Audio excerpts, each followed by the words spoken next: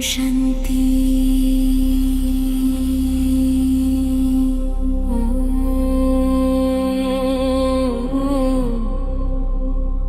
शिव शिव शिव शिव बाबा ओम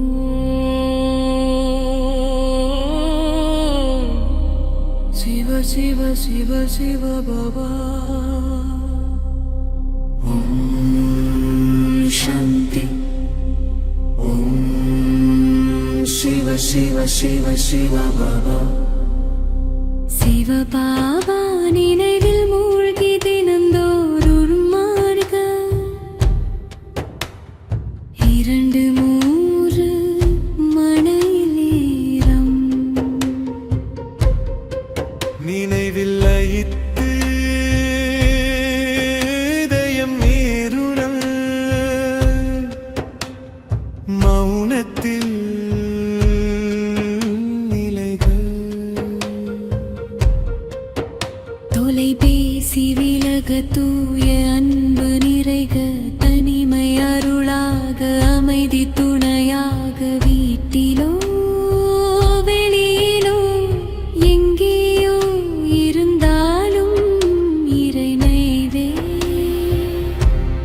பூரணமாகும்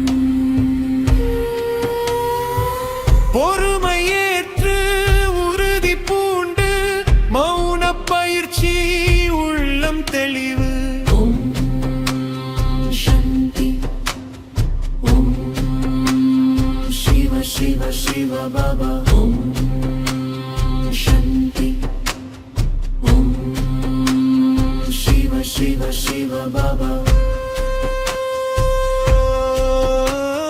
சிவ சிவ சிவ பாபா சிவ பாபா நினைவில் மூழ்கி தினந்தோறும் 2-3 மணி நேரம் விதை ஒன்றை விதைத்தேன் அன்புடன் காத்தேன் தூய சங்கல்பம் உள்ளத்தில் ஊட்டினேன் தடைகள் விலகி முளையழ அகந்தை கரைந்தது அகம் விழித்தது இருளகல மலர்கள் மலர ஆன்ம பயன் இனிதே கிடைக்க ஓம் சாந்தி ஓம் சிவ சிவ சிவ பாபா ஓம் சாந்தி ஓம் சிவ சிவ சிவ பாபா ஓம் சாந்தி. நினைவில் மூழ்கிறது அப்படிங்கிற பட்டியினுடைய 28 நாள் பட்டியினுடைய 17வது நாள்.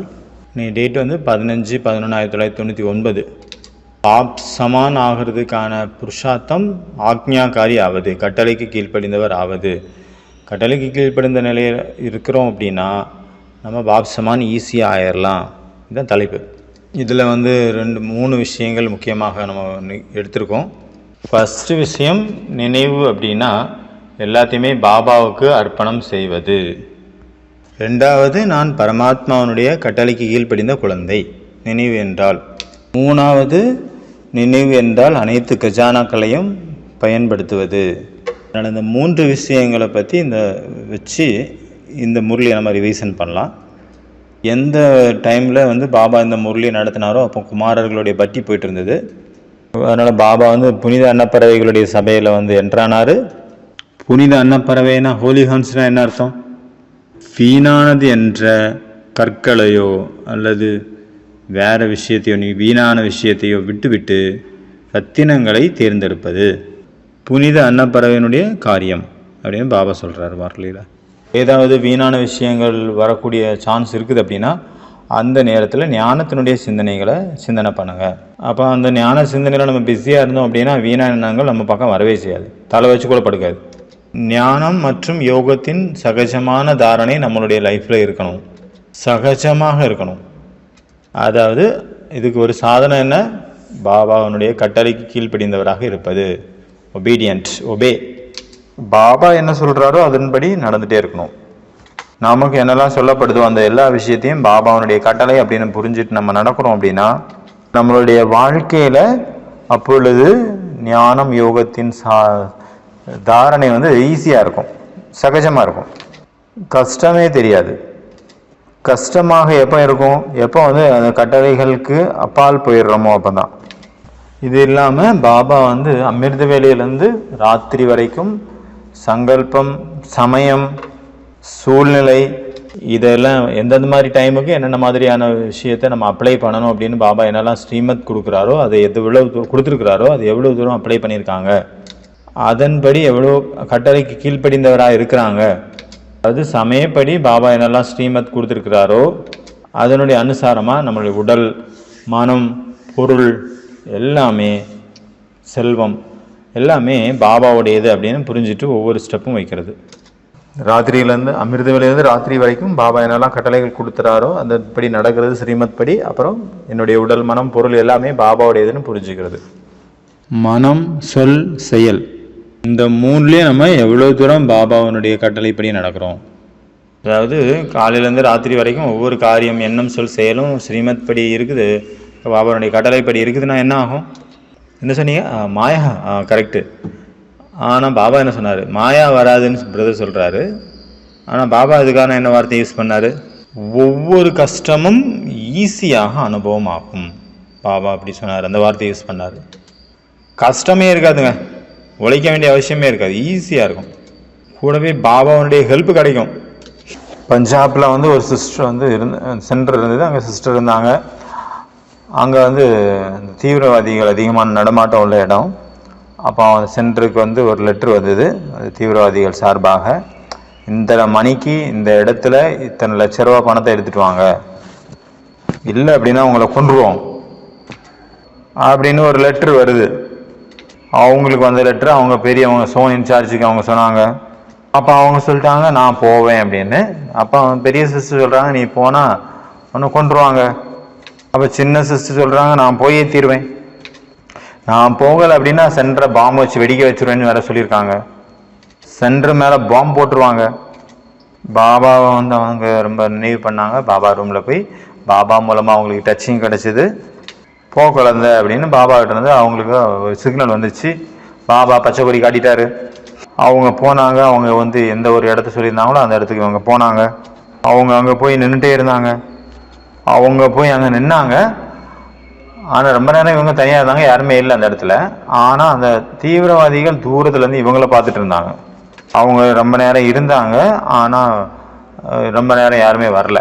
அதனால் ரிட்டர்ன் போயிட்டாங்க. அப்புறம் கொஞ்ச நாள் கழித்து அவங்களுக்கு ஒரு லெட்ரு வந்தது, இந்த நேரத்தில் இத்தனை லட்ச ரூபா எடுத்துகிட்டு இந்த இடத்துக்கு வந்துடுங்க, இல்லை அப்படின்னா அவங்கள கொன்றுவோம். மறுபடியும் அதே மாதிரி அவங்க பாபாவை நினைவு பண்ணிவிட்டு அந்த இடத்துக்கு போனாங்க. பாபாவுக்கு சொன்னாங்க, பாபாவும் ஓகேன்ட்டாரு. அவங்களும் போயிட்டாங்க. அவங்கக்கிட்ட அந்த தீவிரவாதிகள் வந்துட்டாங்க. 5 பேர் இருந்தாங்க, 5 தீவிரவாதிகள் இருந்தாங்க. அவங்க கேட்குறாங்க சிஸ்டர்கிட்ட பணம் எடுத்துகிட்டு வந்திருக்கீங்களா அப்படின்னு. அப்போ சிஸ்டர் சொன்னாங்க பணம் எடுத்துகிட்டு வரல, நான் என்னெல்லாம் சம்பாதிக்கிறேனோ அது என்னுடைய வயசான தாய் தந்தைக்கு தான் நான் யூஸ் பண்ணுறேன். நானே ஆசிரமத்தில் தான் தங்கி இருக்கிறேன் பாபா வீட்டில், அதனால எல்லாத்தையுமே நான் அங்கேயே கொடுத்துட்றேன், என்கிட்ட வந்து ஒன்றுமே இல்லை.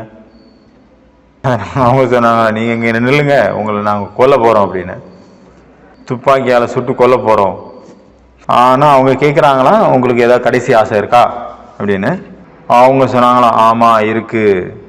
அப்போ தீவிரவாதிகள் கேட்குறாங்க அப்போ என்ன ஆசை சொல்லுங்கள். அவங்க சொன்னாங்களாம் சிஸ்டர் அவங்க என்னுடைய கடைசி ஆசை 3 நிமிஷம் என்னுடைய பரமாத்மா நினைவிலிருந்து நான் தியானம் பண்ணணும், அதுக்கப்புறம் நீங்கள் என்ன வேணாலும் பண்ணிக்கிங்கப்பா அப்படின்ட்டாங்க. எவ்வளோ தைரியம் இருந்திருக்குல்ல அந்த சிஸ்டருக்கு.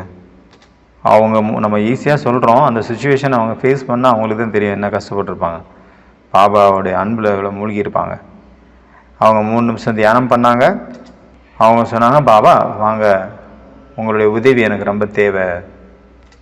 பாபாவை நினைவு பண்ணாங்க. அப்புறம் சொன்னாங்க உங்களுக்கு என்ன பண்ணணுமோ பண்ணிக்கிங்க அப்படின்னு. அவங்க பாபாவுடைய நினைவில் அவ்வளோ அன்பில் மூழ்கிட்டாங்க, எந்த ஒரு கவலையும் அவங்களுக்கு இல்லை. பாருங்கள் பாபா வந்து எப்படி அவங்களுக்கு ஹெல்ப் பண்ணார் அப்படின்னு. அதில் கொஞ்சம் பேர் சர்தாராக இருந்தாங்க அந்த பஞ்சாபிகள். அந்த சர்தாராக இருந்தவங்களுக்கு அவங்க தியானம் பண்ணும்போது தியானம் பண்ணாங்களா அந்த சிஸ்டர், அப்போ அவங்களுக்கு குருநானக்கனுடைய சாட்சாத்துக்கான கிடைச்சதாமா.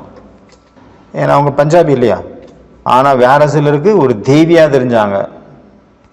மற்றவங்களுக்கு ஒளி தெரிஞ்சுது. ஒருத்தருக்கு வந்து யார் இன்சார்ஜாக இருந்தாலும் அவருக்கு காலியாக தெரிஞ்சாங்க. அவங்க இந்த சாட்சாத்காரம் கிடைச்ச உடனே காலில் விழுந்துட்டாங்க. அந்த சிஸ்டரோட காலில் மன்னிப்பு கேட்க ஆரம்பிச்சிட்டாங்க. நீங்கள் பெரிய மகானாத்மா, நீங்கள் தேவி, நாங்கள் உங்களை ஒன்றும் செய்ய மாட்டோம், நீங்கள் போயிருங்க. அவங்கள விட்டுட்டாங்க, அவங்க போயிட்டாங்க. இதே மாதிரி ஒவ்வொரு கட்டளையும் முழு நாளினுடைய தினச்சரியத்தில் நம்ம பாபாவுடைய கட்டளைப்படி ஒவ்வொரு சீனும் நடக்கிறோம், ஒவ்வொரு தினச்சரியத்தில் நம்ம நடக்கிறோம் அப்படின்னா, பாபாவுடைய ஸ்ரீமத் படி நம்ம ஒவ்வொரு காரியத்தையும் செய்கிறோம் அப்படின்னா, அப்போ அங்கே பாபாவனுடைய ஹெல்ப்பு ஒவ்வொரு அடியும் மேலே அடியும் நமக்கு கிடைக்கும், ஈஸியாக கிடைக்கும், கஷ்டம் கூட இருக்காது. அதனால் இந்த மாதிரி பாபாவை நம்ம கூடவே வச்சுட்டு ஒவ்வொரு காரியத்தையும் செய்கிறோம் அப்படின்னா ஒவ்வொரு அடியிலையும் பாபாவனுடைய உதவி கிடச்சிக்கிட்டே இருக்கும். அப்புறம் பாபா வந்து இந்த இதில் வந்து மாயாவனுடைய கேட் என்ன அப்படிங்கிறத சொன்னார். மாயாவனுடைய கேட் என்னன்னு தெரியுது, ஞாபகம் இருக்கா? 2 விஷயம் நிறைய தடவை முரளியில் சொல்லிட்டார் பாபா, ஞாபகம் இருக்கா? 2 விஷயம் நிறைய தடவை சொல்லிட்டாருங்க. அந்த பாயிண்டை ரிவைஸ் பண்ணிகிட்டே இருக்கார் பாபா. நான் மற்றும் எனது, இந்த 2மே மாயா உள்ளே வர்றதுக்கான வாசல். இதை நீங்கள் மூடி வச்சிட்டீங்க அப்படின்னா மாயா உள்ளே வராது. திறந்து வச்சிங்கன்னா மாயா உள்ளே வந்துடும். நான் அப்படிங்கிறதுல பாபா வந்து குமாரர்களுக்கு வாய்தா பண்ண வச்சார், ப்ராமிஸ் பண்ண வச்சார். குமாரர்கள் நீங்கள் என்ன ப்ராமிஸ் பண்ணியிருக்கீங்க பாபாவுக்கு? ஏன்னா குமாரர்களுடைய படி நடந்துட்டு இருந்தது. அப்போ பாபா வந்திருந்தார். குமாரர்கள்னு ஏன் சொல்லலாம், நம்ம எல்லாருமே ப்ராமிஸ் பண்ணியிருக்கோம்ல. பாபா கிட்ட நம்ம என்ன ப்ராமிஸ் பண்ணியிருக்கோம்? இல்லை நீங்கள் இப்போ சொன்னது பழசு. முரளியை பேஸ் பண்ணி சொல்லுங்கள். என்ன சாப்பிடுவோம், என்ன கொடுத்தாலும் சாப்பிடுவோம், எங்கள் ஊர்னா இருப்போம், அதுங்கிறது ஆரம்பத்தில். முரளி படிக்கிறதுக்கு அலவுட் இல்லையா? நீங்கள் யாரும் படிக்கலையா? அப்போ முரளி முரளி படிக்க அலவுட் இல்லையா? எனக்கு தெரியாது, சாரி. குமாரர்களுடைய ப்ராமிஸ் என்ன அப்படின்னா, பாபா எங்களுடைய உடல், மனம், பொருள் எல்லாம் உங்களுடையது. பாபா சொன்னார், குழந்தைய ப்ராமிஸ் பண்ணுறாங்க, ஆனால் அதை எப்படி யூஸ் பண்ணுறது? அவருக்கு கொடுத்தாச்சு அப்படின்னா நம்மகிட்ட என்ன இருக்குது? அவரால் திருப்பி கொடுக்கப்பட்ட கடன் பொருள், அப்படி தானே? இந்த உடல், மனம், பொருள் வந்து இப்போ என்னுடையது கிடையாது, பாபாவுடையது. பாபா எனக்கு ரிட்டர்ன் கொடுத்துருக்காரு. அப்போ இன்னொருத்தருடைய பொருளை இன்னொருத்தருடையது அப்படின்னு புரிஞ்சுக்கிட்டு நீங்கள் யூஸ் பண்ணீங்க அப்படின்னா அங்கே என்னுடையது அப்படிங்கிறது வராது. இந்த முரளியிலேயே பாபா வந்து அடுத்தது சொன்னார், இதை எப்படி யூஸ் பண்ணோம் அப்படின்ட்டு. உடலை வந்து பாபாவுக்கு கொடுத்தாச்சு, மனசை பாபாவுக்கு கொடுத்தாச்சு, உங்கள் பணத்தை பாபாவுக்கு கொடுத்தாச்சு. இது பணத்தை வந்து எப்படி யூஸ் பண்ணுவீங்க? அதுக்காக வந்து பாபா சொல்கிறாரு இந்த முரளியில், இதுக்கு வந்து தாதிகள் வந்து உங்களுக்கு கிளாஸ் எடுப்பாங்க, அவங்க சொல்லுவாங்க நீங்கள் எப்படியெல்லாம் இந்த பணத்தை யூஸ் பண்ணோம் அப்படின்ட்டு. ஏன்னா குமாரர்கள் இருந்தாங்களோ அதனால். ஏதோ நீங்கள் கேட்டிருப்பீங்க இந்த விஷயத்த. ஏன்னா குமாரர்களுக்கு வந்து ஸ்பெஷலாக சொல்கிறாங்க. குமாரர்களுக்கு மட்டும் இல்லை, எல்லாத்துக்காகவும் தாதிகள் சொன்னாங்க இந்த விஷயத்த கிளாஸ் எடுக்கும்போது. பாபா சொல்லிட்டார்ல கிளாஸ் எடுப்பாங்கன்னு, அவங்க தாதிகள் கிளாஸ் எடுக்கும்போது சொன்னாங்க, நீங்கள் வந்து குமாரர்கள் எவ்வளோ சம்பாதிக்கிறீங்களோ, என்ன உங்களுக்கு சேலரி கிடைக்குதோ அதை 4ஆக பிரிங்க. 4 பாகமாக பிரித்து ஒரு பாகம் தனக்காக, சரி இப்படி வச்சுங்க. முதல் பங்கு பாபாவுக்கு, ஓகே. 2வது தன்னுடைய செலவுக்காக, 3வது வந்து பேங்க் பேலன்ஸு, பேங்கில் போட்டுறணும் சேவிங்ஸில், 4வது பங்கு லௌகீகத்திற்காக. அதனால் தாதிகள் இந்த மாதிரி 4 விஷயமா 4 டிவைட் பண்ணணும், 4 பாகமாக அப்படின்ட்டு புரிய வச்சாங்க குமாரர்களுக்காக. அதனால் பாபா அப்புறம் சொன்னார், நான் என்னுடையது அப்படிங்கிற கதவை மூடிக்கோங்க. நான் வந்து எல்லாருமே பாபாவுடையது, இந்த உடலும் பாபாவுடையது, மனசும் பாபாவுடையதுன்னு சொல்லியாச்சு அப்படின்னா, இப்போ நான் வச்சு யூஸ் பண்ணிகிட்டு இருக்கேன் அப்படின்னா அது பாபாவுடையது தானே. பாபா நமக்கு ரிட்டர்ன் கொடுத்துருக்குறாரு சேவைக்காக. அப்போ அதை நான் என்னுடையதுன்னு நான் மறுபடியும் சொன்னேன் அப்படின்னா, அப்போ வந்து இன்னொருத்தர் கொடுத்ததை ஏமாத்தின மாதிரி தானே அர்த்தம். இன்னொருத்தர் கொடுத்ததை நான் என்னுடையதுன்னு நினச்சிக்கிட்டேன் அப்படின்னா அது என்னன்னு சொல்ல. அப்போ இது ஒருத்தவங்க கொடுத்ததை வந்து அதில் ஃப்ராடு வேலை பண்ண மாதிரி ஆகிப்போச்சு. என்னுடையது அங்கே வந்தது அப்படின்னா இன்னொருத்தர் பொருளை ஆட்டையை போட்ட மாதிரி, அது சரி கிடையாது. அதனால் பாபா சொன்னாங்க, இந்த ஒரு விஷயத்தினால தான் நமக்குள்ள பலவீனம் வருது. புருஷார்த்தத்தில் நம்மளுடைய வாழ்க்கையிலையும் பலவீனம் வந்துடுது. என்ன பலவீனம்? இந்த நான் எனது அப்படிங்கிறது எந்த மாதிரி நம்மளுடைய துக்கத்துக்கு காரணமாகுது, எப்படி காரணமாகுது, இதை பற்றி நான் ஒரு அனுபவம் சொல்கிறேன். அதாவது என்னுடையது அப்படின்னு சொல்லும்போது எப்படி துக்கம் வருது அப்படிங்கிறதுக்கான எக்ஸாம்பிள் இது. 2 வீக்கே இல்லை, வெளியில் உள்ள ஹஸ்பண்ட் ஒய்ஃபு, அவங்களுக்கு 20 வருஷம் ஆச்சு மேரேஜ் ஆகி, ஆனால் குழந்தை இல்லை. அப்புறம் டாக்டரை போய் பார்த்தாங்க, என்னெல்லாமோ செஞ்ச பிறகு 20 வருஷம் கழித்து ஒரு குழந்தை பிறந்தது. மாதாஜி ரொம்ப குஷி. அப்புறம் குழந்தைய வளர்த்தாங்க பயங்கரமாக. 20 நாள் தான் அந்த குழந்தை இருந்தது உயிரோட, 20வது நாள் இறந்து போச்சு. 20 வருஷம் கழித்து ஒரு குழந்தை பிறந்தது. அது 20 நாளில் சரீரம் விட்டுருச்சு. அப்போ அந்த மாதாஜிக்கு எவ்வளோ துக்கம் இருக்கும் இல்லையா? என்னுடைய குழந்தை மறுபடியும் வந்து என்னுடைய பிள்ளைய வந்து நீங்கள் உசுரோட கொண்டு வாங்க அப்படின்னு புலம்பிட்டான். ராத்திரி பகல அழுறாங்க, அழுதுகிட்டே இருக்காங்க. நிறைய பேர் புரிய வச்சாங்க, அந்த ஆத்மா வேற எங்கேயாவது போய் பிறந்திருக்கும் அப்படின்னு. இறந்தவங்க மறுபடியும் வர்ற போகிறதில்ல அப்படின்னு சொல்லி புரிய வச்சாங்க. ஆனால் அவங்க சொன்னாங்க, இல்லை, நான் அந்த குழந்தைய சந்திக்கணும், 5 நிமிஷத்துக்காவது யாராவது என்னை உசுரோட கொண்டு வாங்க. அப்போ அதிகமாக அவங்க அடையும் பிடிச்சதுனால யாரோ சொன்னாங்களாம், மந்திரவாதி இருக்கார், ஒரு மகாத்மாஜி இருக்கார், அவர் மந்திர தந்திரம்லாம் பண்ணுவார், அவர்கிட்ட கூட்டிகிட்டு போங்க, அவர் ஏதாவது பண்ணுவார். அப்போ அவர்கிட்ட கூட்டிகிட்டு போனாங்க. அவருக்கு எல்லா விஷயத்தையும் சொன்னாங்க. அவரும் சொல்லிட்டார், யார் இறந்துட்டாங்களோ அவங்க வர முடியாது திரும்பி அப்படின்னு. வேறு எங்கேயோ போய் ஜென்மம் எடுத்திருப்பாங்க. அவங்க என்ன சொல்கிறாங்க, யாராவது எப்படியாவது எதையாவது பண்ணி 5 நிமிஷத்துக்காக அந்த குழந்தைய உயிரோட கொண்டு வாங்க, எவ்வளோ வேணாலும் நான் பணம் கொடுக்குறேன் அப்படின்ட்டாங்க. அதிகமாக அடம் பிடிச்சதுனால அப்போ அந்த மகாத்மாஜி 5 நிமிஷத்துக்காக அந்த சரீரத்தில் அந்த ஆத்மாவை கூப்பிடுறாரு. அவருடைய ரித்தி சித்தியினுடைய அந்த மந்திர தந்திரத்தினுடைய பலத்தின் மூலமாக அப்போ கூப்பிட்டாரு. அந்த குழந்தை வந்து கண்ணை திறந்தது. இந்த பாடி என்ன வச்சுருந்தாங்க போல், பாடியில் ஆத்மா வந்துடுச்சு.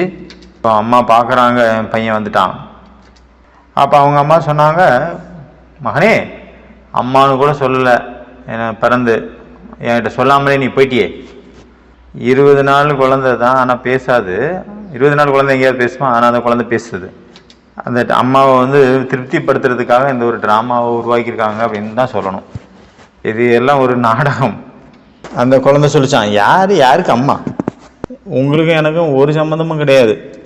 என்னுடைய கணக்கு வழக்கு அங்கே இருந்தது, 20 நாளைக்கு தான் இருந்தது, முடிஞ்சுது, நான் கிளம்பிட்டேன். இதை மாதாஜி கேட்ட பிறகு, நீ வராமலே இருந்திருக்கலாம், வர வைக்காமலே இருந்திருக்கலாமே, மனசை உடைச்சிட்டியே அப்படின்ட்டு அவங்க வந்து அந்த குழந்தைங்க மேலே உள்ள மோகம் அவங்களுக்கு உடஞ்சி போச்சு. இந்த உலகத்தில் யாரும் நம்முடையவங்க கிடையாது. ஒரே ஒரு பரமாத்மா பகவான் மட்டும்தான் நம்முடையவர். மற்ற எல்லாருமே ஒரு ஆத்மா இன்னொரு ஆத்மா கூட கர்மத்தினுடைய கணக்கு வழக்கின் மூலமாக கட்டப்பட்டிருக்கு. கணக்கை கழிக்கிறதுக்காக வருது நம்ம கூட தொடர்பில். கணக்கு வழக்கு முடிஞ்சிச்சு அப்படின்னா அந்த ஆத்மா போயிடுது. அதனால் ஒரே ஒரு பாபாவை மட்டும் தன்னுடைய சர்வ சம்மந்தியாக மாற்றிக்கோங்க, அவரையே கூட வச்சுக்கோங்க. அவர் ஒரு ஜென்மம் கிடையாது, அநேக ஜென்மங்களுக்கு நம்ம கூடவே இருப்பார். அவர் வரலன்னா கூட அவருடைய ஆஸ்திகளை கொடுத்துட்றாரு. இந்த மாதிரி மெத்தடில் நான் என்னுடையது அப்படிங்கிறத வந்து அழிச்சிருங்க அந்த பலவீனத்தை. ஏன்னா இதன் மூலமாகத்தான் நிறைய பிரச்சனைகள் வருது. நிறைய அவகுணங்கள் நமக்குள்ள இந்த ஒரு வாசல் வழியாக தான் வருது. இந்த 2 வாசல் வழியாக தான் வருது. அடுத்தது லாஸ்ட்டில் பாபா சொன்னார், பிராமணர்களுடைய முக்கியமான கஜானா என்ன? இது கூட பாபா வந்து அடிக்கடி நிறைய தடவை சொல்லிகிட்டே இருக்கிறார். இந்த பாயிண்ட்ஸை நிறைய தடவை பாபா வந்து ரிவைஸ் பண்ணிட்டாரு.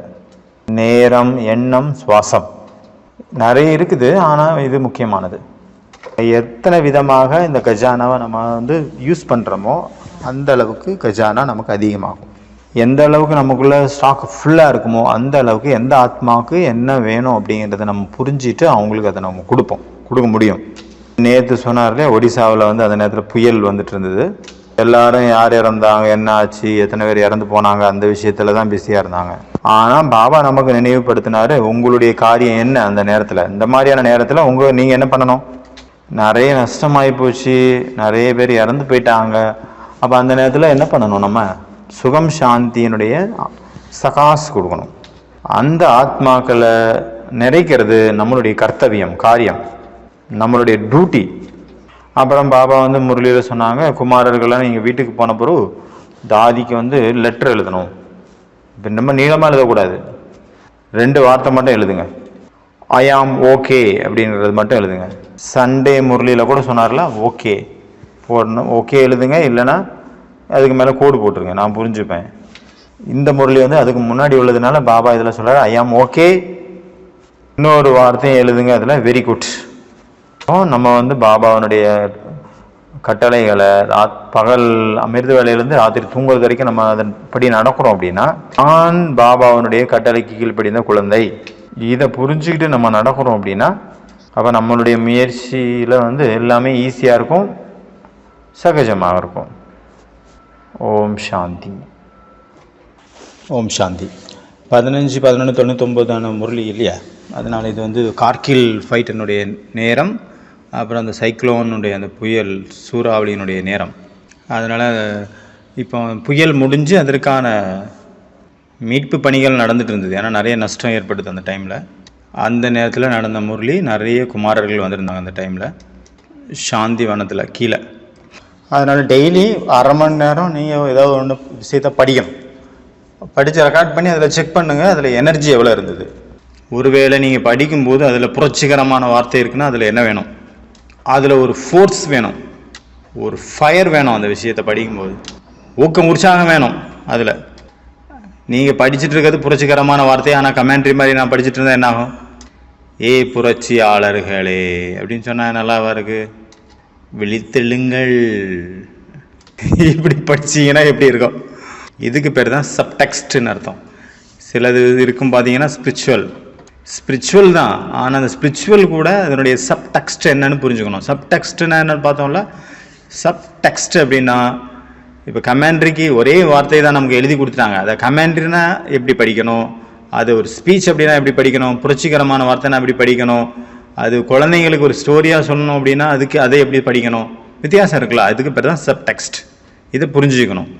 சில நேரத்தில் பாபாவினுடைய வார்த்தைகள் அப்படி கூப்பிடுற மாதிரி இருக்கும், சில நேரத்தில் அட்வைஸ் கொடுக்குற மாதிரி இருக்கும், சில இடங்களில் எதிர்கால ஒரு மகா வாக்கியமாக இருக்கும், சில நேரம் வேறு மாதிரி, சில நேரம் வேறு மாதிரி, சில நேரம் வேறு மாதிரி இருக்கும். அதனால் இன்றைக்கி சாகார முரளியை நீங்கள் படித்தாலும் சரி, அவ்வியக்த முரளியை படித்தாலும் சரி, இது சிலபஸ் கிடையாது, ஹோம்ஒர்க் கிடையாது. பர்சனலாக தனியாக சொல்கிறேன், இன்றைக்கி உள்ள சிலபஸே கிடையாது இது. அதுக்கான ஹோம்ஒர்க்கு தனி, அது வேறு. ஆனால் இது ஜென்ரலாக சொல்கிறேன். அதில் கூட பாபா வேறு வேறு மாதிரியான ஒரு ஃபோர்ஸு அவர்கிட்ட அதில் இருக்கும். அதை படிக்கும்போது அதுக்கேற்ற மாதிரி ஃபோர்ஸை வச்சு படிக்கணும். அதனால் எனர்ஜியான ஒரு வார்த்தைகள் வருது அப்படின்னா அந்த நேரத்தில் என்ன பண்ணணும்? அங்கே எனர்ஜி போடணும். அதுக்கு தான் சொல்கிறாங்க வாய்ஸ் ப்ரொஜெக்ஷன். அதுக்கு என்ன சொல்கிறாங்க? அதுக்குள்ள சக்தியை நிறைக்கணும் அப்படின்னு. ஒரே விஷயத்தை தான் 2 பேர் படிக்கிறாங்க, இல்லை 2 பேர் பேசுகிறாங்க, ஆனால் ஒருத்தருடைய இது அட்ராக்ட் பண்ணுது, இன்னொருடைய இது அட்ராக்ட் பண்ணல. ஏன்னா அவர் வாய்ஸ் ப்ரொஜெக்ஷன் பண்ணார், இவர் பண்ணல. அதில் ஊர்ஜாவை நிறைச்சிட்டாரு, சக்தியை நிறைச்சிட்டாரு அந்த வார்த்தைகளில். ஆத்மா சொரூபத்தை அதுக்குள்ளே நுழைச்சிட்டாரு அந்த வார்த்தைக்குள்ளே. அந்த வார்த்தைகளில் உயிரோட்டமாக்கிட்டாரு அந்த ஸ்பீச்சில், இல்லைன்னா அந்த வார்த்தைகளில் அப்படின்னு சொல்லலாம். வார்த்தைகள் அப்படின்னா அது கூட ஒரு சாதனை, ஸ்வரத்தினுடைய சாதனை. சங்கீதக்காரர்கள் இருக்காங்க, பாடல் ஆசிரியர்கள் இருக்காங்க. அவங்க என்ன புரிஞ்சிட்டு இருக்காங்க? ஒவ்வொரு ஸ்வரமும் தெய்வதை அப்படின்னு புரிஞ்சிட்டு இருக்காங்க. அவங்க முழு லைஃபுமே அந்த ஸ்வரத்தினுடைய சாதனை பண்ணிடுறாங்க, சங்கீத ஸ்வரங்கள். அதே போல் நமக்கு நம்மளுடைய முரளி தான் நமக்கு ஒரு சாதனை, ஒரு தபஸ்யா. வெறும் ஸ்பீச் மட்டும் பண்ணக்கூடாது, வெறும் அது வார்த்தைகள் கிடையாது. பாபாவனுடைய முரளி, பாபாவனுடைய அந்த வாணியில் ஒவ்வொரு வார்த்தைகள்லேயும் ஒரு பாவனை மறைஞ்சிருக்கு, ஒரு சக்தி மறைஞ்சிருக்கு, ஒரு ரகசியம் மறைஞ்சிருக்கு. அதனால் அதை படிக்கும்போது அதுக்கேற்ற மாதிரி படிக்கணும். அதனால் இன்றைக்கி நீங்கள் தனியாக படிக்கிறீங்க இன்றைக்குள்ள வாணி அப்படின்னா நீங்கள் எப்படி படிக்கணும்? பாவனையோடு படிக்கணும், பாவோடு படிக்கணும், எனர்ஜியோடு படிக்கணும், பவர்ஃபுல்லாக படிக்கணும். படிக்கணுமே அப்படின்னு படிக்கக்கூடாது. படிக்கிறது கூட சும்மா சாதாரண விஷயமா, அதுவும் சாதனை. சில நேரத்தில் ஹை பிச் இருக்கணும், சில நேரத்தில் லோ பிச் இருக்கணும், சில இடத்துல ரொம்ப ஸ்லோவாக இருக்கணும், சில இடத்துல ரொம்ப அப்படி ஃபோர்ஸாக இருக்கணும். இது எல்லாமே ப்ராக்டிஸ். என்னுடைய வார்த்தைகள் தான் என்னுடைய அடையாளம். அதனால் ஃபஸ்ட்டு பாயிண்ட் இன்றைக்கி என்ன? சரி, இதெல்லாம் நீங்கள் ப்ராக்டிஸ் பண்ணிக்கோங்க. இன்றைக்குள்ள ஹோம்ஒர்க் என்ன? பாபாவுக்கு எல்லாத்தையும் ஒப்படைப்பது, அதாவது பாபாவுக்கு எல்லாத்தையும் சமர்ப்பணம் பண்ணுவது. இதுக்கு என்ன ஹோம்ஒர்க் பண்ணலாம்? அதாவது சமர்ப்பணத்தை பற்றி ஒரு கவிதை எழுதுங்க. 2 சரணம் தான் வரணும். ஒவ்வொரு சரணத்துலேயும் 4 லைன் இருக்கணும். அதாவது வரிசையாக வரணும். எதிகை மோனையில் தர்ப்பன், அர்ப்பன், சமர்ப்பன். வேறு என்ன?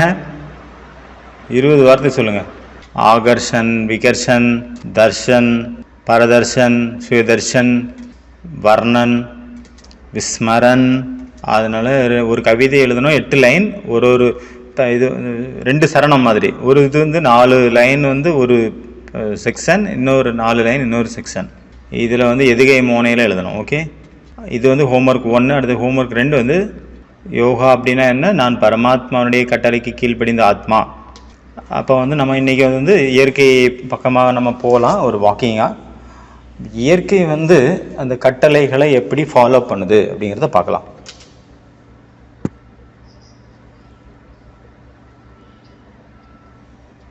ஏழு உதாரணங்கள் நீங்கள் கொண்டு வரணும். எப்படி வந்து எறும்பு நடக்குதுல்ல வரிசையா, எறும்பு எப்படி நடக்குது, எவ்வளோ ஒபீடியண்ட்டாக நடக்குதுல்ல எறும்புகள், ஒன்றுக்கு பின்னாடி ஒன்று வளைஞ்சது அப்படின்னா இதுவும் வளையும்.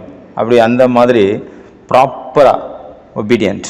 நூல் பிடிக்கிறதுக்கு நூல் பிடிச்ச மாதிரி போகுது. அங்கே சேவாதிரி கிடையாது, சாதனா போகல அல்லது டைமண்ட் ஹாலில் எங்கே போங்கன்னு கைட் பண்ணுறதுக்கு ஆள் கிடையாது.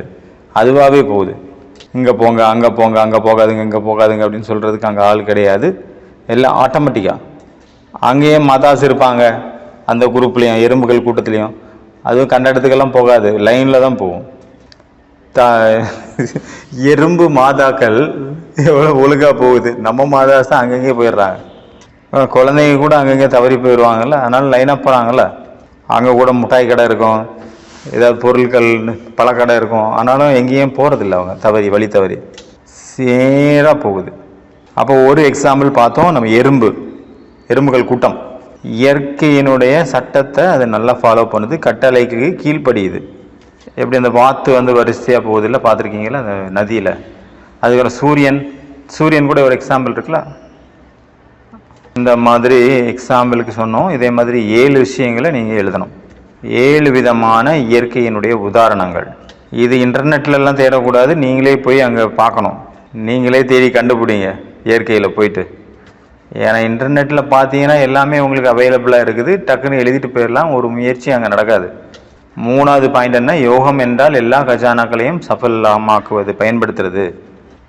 கஜானாவை யூஸ் பண்ணுறது அப்படின்னா என்ன பண்ணுறது, சேவை பண்ணுறது. நம்மகிட்ட என்னது எக்ஸ்ட்ராவான சாதனங்கள் இருக்குதோ அதை சரியான இடத்துல போய் கொண்டு சேர்க்கறது. அதனால் ஏதாவது ஒரு சேவை செய்யணும். ஆனால் இன்றைக்கி என்ன சேவை பண்ணோம் அப்படின்னா இயற்கைக்கான சேவை பண்ணணும். உதாரணத்துக்கு மரத்துக்கு தண்ணி ஊற்றுறது, பறவைகளுக்கு ஏதாவது சாப்பிட்றதுக்கு போடுறது, இல்லைன்னா வந்து புதுசாக மரம் கன்று நடுறது. நேச்சுரலான ஏரியா இருக்குது பக்கத்தில் அப்படின்னா அதை போய் பெருக்கி விடலாம், க்ளீன் பண்ணலாம். தண்ணியை வேஸ்ட் பண்ணக்கூடாது, கரண்ட்டை வேஸ்ட் பண்ணக்கூடாது, கேஸு, டீசல், பெட்ரோல் இதெல்லாம் வேஸ்ட் பண்ணக்கூடாது. அப்புறம் டீ வந்து நிறைய பேர் பெரிய பெரிய கிளாஸாக இருக்குது மதுபனில், 1 லிட்டர் அளவுக்கு ஊற்றுற அளவு பெரிய கிளாஸ் எல்லாம் இருக்குது. எல்லாம் பிடிச்சிடுறாங்க, கிடைக்குதே அப்படின்ட்டு. கிளாஸ் பெருசாக இருக்குது அப்படின்னு ஃபுல்லாக பிடிச்சிடுறாங்க. அப்புறம் குடித்த பிறகு பார்த்தா அவங்களுக்கு பிடிக்கிறதில்ல, அப்படியே வச்சுட்டு போயிடுறாங்க. அப்படியே டஸ்ட்பினில் போட்டுறாங்க. அங்கே தான் கழுவ வேண்டிய வேலை இல்லை. சாப்பாடு ஆர்வத்தில் வடா இருக்குது, போண்டா இருக்குது, பஜ்ஜி இருக்குதுன்னு கண்டதெல்லாம் எடுத்து போட்டுறது, தட்டில் ஃபுல் பண்ணி எடுத்துடுறது. அப்புறம் பார்த்தா சாப்பிட முடியல, காரமாக இருக்குது, இல்லைனா இது வேகலை அப்படின்ட்டு கொட்டிடுறது. எவ்வளோ வேஸ்ட் பண்ணுறாங்க நிறைய பேர். கரண்ட்டு இங்கே இருப்பாங்க, அங்கே பாத்ரூமில் லைட் எரிஞ்சிட்ருக்கோம். வெளியில் இருப்பாங்க, ஆனால் ஃபேன் உள்ளே ஓடிட்டுருக்கோம். பைப்பில் தண்ணி போயிட்டுருக்குது. நிறைய மாதாஸ் வர்றாங்கல்ல, பூட்டிட்டு சாவியை கையில் கொடுத்தோன்னே அவங்க பூட்டிட்டு சாவியை எடுத்துகிட்டு போயிடுறாங்க ஊருக்கு. ஒவ்வொரு சீசன்லேயும் பார்க்குறேன், உடைக்க வேண்டியதாக இருக்குது நிறைய பூட்டுகளை. அங்கே பூட்டிடுறாங்க, சாவியை பையிலே போட்டு கொண்டு போயிடுறாங்க அவசரத்தில், கிளம்புற அவசரத்தில். பாபாவனுடைய இதெல்லாம் என்னுடையது அப்படின்னு நினச்சிக்கிறாங்க. இல்லைனா ஃப்ரூட்ஸ் யாருக்காவது கொடுங்க. அதனால் இன்றைக்கி இந்த 3 காரியங்கள், இதெல்லாம் 3 ஹோம்ஒர்க். ஃபஸ்ட்டு காரியம் என்ன, ஒரு கவிதை எழுதணும். 2 தருணம் இருக்கணும், 1 இல்லை 4 லைனு. அப்புறம் எதுகை மோனையில் எழுதணும். அதனுடைய கவிதையினுடைய டைட்டில் வந்து சமர்ப்பணம். 2வது வந்து ஹோம்ஒர்க் என்ன பார்த்தோம், இயற்கையில் நீங்கள் அந்த மாதிரியான 7 விஷயங்களை தேடணும். அது கரெக்டாக சட்டப்படி நடக்குது. சட்டம் எப்படி எறும்பு பார்த்தோம்ல அதே போல் அதுக்குள்ளே எவ்வளோ ஒரு ஒழுக்கம் இருக்குது. சட்டம் ஒழுங்கை எப்படி அது ஃபாலோ பண்ணுது, கட்டளை கிடச்சிதுன்னா அது எப்படி ஃபாலோ பண்ணுது. ஒழுக்கம் அப்படின்னா அங்கே ஒன்றும் கஷ்டம் இருக்கக்கூடாது, ஈஸியாக. ஒழுக்கம், சட்டம், ஒழுங்கு அப்படின்னா அது ஒரு ஆனந்தமாக இருக்கணும். அதாவது இங்கிலீஷில் ஒரு வார்த்தை சொல்லுவாங்க, டிசிப்ளின், அப்புறம் பிளிஷ்னா என்ன, ஆனந்தம். டிசிப்ளின் அப்படின்னா ஒழுக்கம், அப்புறம் ஆனந்தம். அதனால் பிளிசிப்ளின் அப்படின்னு சொல்கிறாங்க. புது வார்த்தை என்ன உருவாக்கியிருக்கிறாங்க, டிசிப்ளின். அதாவது சட்டம் ஒழுங்கு நமக்கு ஆனந்தமாயிடணும், குஷியாக மாறிடணும். ஆனந்தமாக செய்கிறோம். ஸ்ரீமத் படி நடக்க சொல்கிறாரு, ஆனந்தமாக செய்யணும். ஸ்ரீமத் அப்படின்னா ஒரு வலுக்கட்டாயமாக இருக்கக்கூடாது. மரியாதைகள் கூட ஒரு வலுக்கட்டாயமாக இருக்கக்கூடாது. ஆனந்தமாக இருக்கணும். அடுத்து இது 2 பார்த்தோமா, அது 3வது இயற்கையில். அதை ஃபஸ்ட்டு வந்து பார்த்திங்கன்னா ஸ்தூலமான எந்த ஒரு கஜானாவையும் வேஸ்ட் பண்ணக்கூடாது. கரண்ட்டு, தண்ணி, அப்புறம் என்ன பார்த்தோம், பெட்ரோல், டீசல், அப்புறம் பிரகிருதிக்கு சேவை பண்ண இயற்கைக்கு. அதில் கூட 7 விஷயம் பார்த்தோம். தண்ணி கொடுங்க, செடிக்கு தண்ணி ஊற்றுங்க, செடி அந்த இயற்கையான இடத்த க்ளீன் பண்ணுங்கள், புதுசாக செடி நடுறது, பறவைகளுக்கு தானியங்கள் போடுறது. ரொம்ப ஈஸியான விஷயம். நீங்கள் எதுவும் ஹெல்ப் பண்ணாட்டியும் பரவாயில்ல, இருக்கிறத கெடுக்காமல் இருந்தாலும் சரி தான், அதுவும் நல்ல விஷயம். சாக்லேட் சாப்பிட்றாங்க, அதனுடைய ரேப்பரை வந்து எங்கே போட்டுடுறாங்க, சும்மா போட்டு போயிடுறாங்க செடியில், கார்டனில். பஸ்ஸு போயிட்டுருக்கோம், அப்படியே கீழே போட்டுருவாங்க. வாழைப்பழத்தை சாப்பிட்டு அப்படி கீழே போட்டுறது, யார் வலிக்கு விழுந்தா என்ன, யார் எப்படி போனால் என்ன அப்படின்னு. பிளாஸ்டிக்ஸை அங்கே எங்கேயே போட்டுடுறாங்க. வாட்டர் பாட்டில் தண்ணி குடிச்சிட்டு அங்கே எங்கேயே போட்டுடுறாங்க. அப்போ நம்ம இயற்கையை நஷ்டப்படுத்துகிறோம் அப்படின்னு தான் அர்த்தம், கஷ்டப்படுத்துகிறோம். அதனால் இயற்கையை வந்து அழகாக ஆக்கணுமே தவிர அசிங்கமாக்கக்கூடாது. இயற்கை கூட வேண்டாத விளையாட்டெல்லாம் விளையாடக்கூடாது. அதுக்கு பிறகு திருப்பி அடிக்கும். இது வந்து 3 ஹோம்ஒர்க்கு. ஆனால் படிக்கக்கூடிய ஹோம்ஒர்க் சொன்னேன், அது தனி, அது எக்ஸ்ட்ரா. அது உங்களுடைய பர்சனல் செல்ஃப் ப்ராக்டிஸு, அதை கண்டினியூ பண்ணிகிட்டே இருங்க டெய்லி, சொன்னாலையும் சொல்லாட்டியும். சரி, குழந்தைங்களுடைய ஒரு ஸ்டோரி புக் எடுங்க, அது அந்த மாதிரி படிங்க, குழந்தைங்களுக்கு புரிகிற மாதிரி. குழந்தைங்களுக்கு எப்படி சொல்லுவீங்க அந்த மாதிரி படிங்க. குழந்தைங்களுக்கு எப்படி சொல்லுவீங்க, ஒரு கரடி இருந்தது, ஒரு ஊரில் ஒரு ராஜா இருந்தார், இப்படி தானே படிப்போம். ஓம் சாந்தி. சிவ சிவ சிவ பாபா, சிவ பாபா நினைவில் மூழ்கி இதயம் நிறைவுற மௌனத்தில்